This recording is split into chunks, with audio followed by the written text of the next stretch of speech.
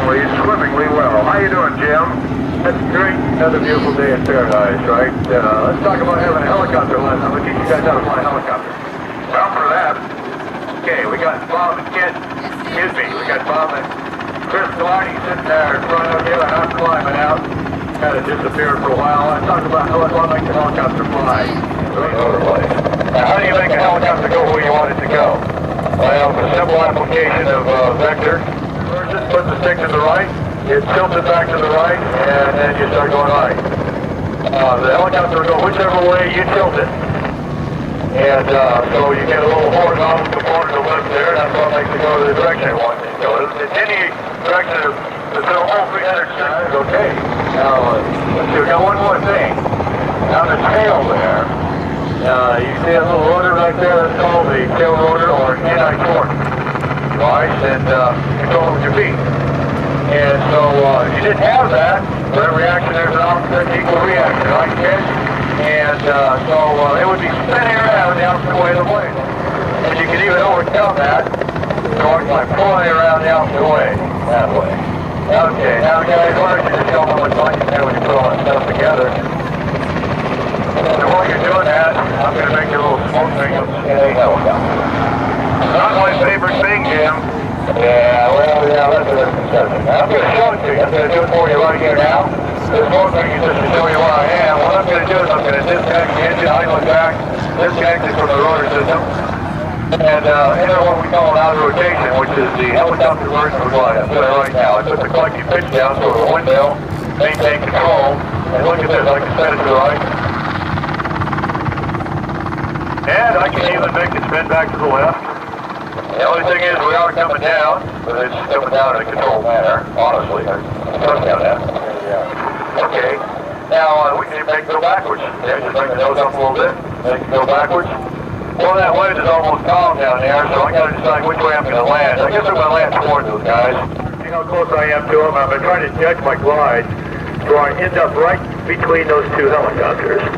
And if I can get myself to come down right between those two helicopters, I can land it safely. Pretty much stopped right between them. And the whole idea is that if the engine quits the helicopter, I can make this thing land in your backyard. Okay? So I'm going to flare a little bit here, smoothly touch it down here like this right between them. Okay, and now I have the smoke off. I'm going to get some engine power back. And we'll join up a little formation. If you could give me some helicopter music, Maestro, we will do your helicopter dance.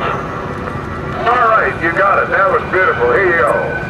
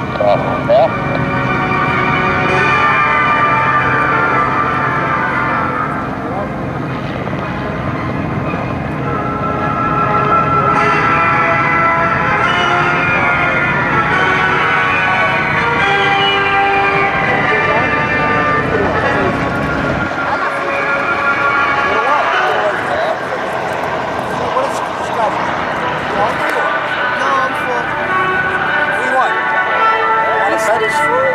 You good?